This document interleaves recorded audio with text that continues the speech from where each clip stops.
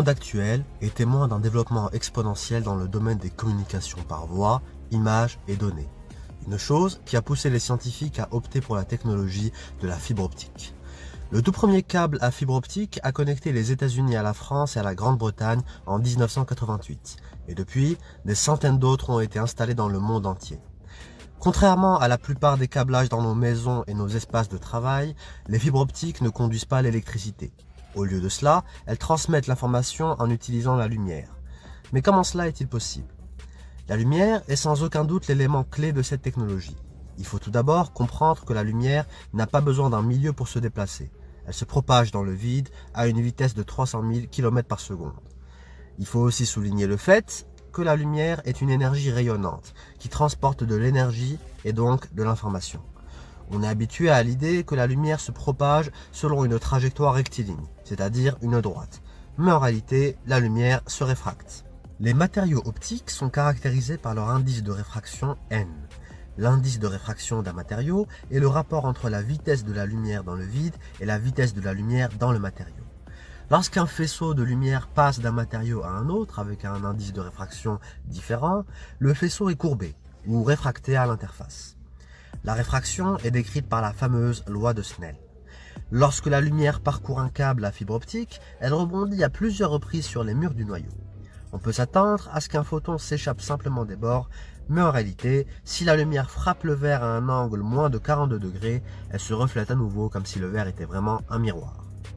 Le revêtement de la fibre est généralement fait du même matériau que le cœur, mais avec un indice de réfraction légèrement inférieur. Cette différence d'indice provoque une réflexion interne totale. Pour démontrer le phénomène de réflexion interne totale, on peut conduire une expérience très simple à l'aide d'une bouteille d'eau et d'un laser. On perce la paroi de la bouteille, laissant passer un mince filet d'eau. Un rayon laser positionné de l'autre côté de la bouteille se trouve alors prisonnier à l'intérieur du filet d'eau et il épouse sa courbure. Dans ce cas, l'eau joue le rôle de guide de lumière, tout comme la fibre optique. Son indice de réfraction est supérieur à celui de l'air, ce qui permet une réflexion totale. Dans le cas général, le rayon lumineux arrive sur le jet d'eau avec un angle d'incidence alpha. Une partie est réfléchie dans l'eau, tandis que l'autre sort de l'eau en subissant une réfraction. Les pertes de lumière de l'eau vers l'air dépendent de l'angle d'incidence, telle qu'elle diminue avec l'augmentation de l'angle alpha.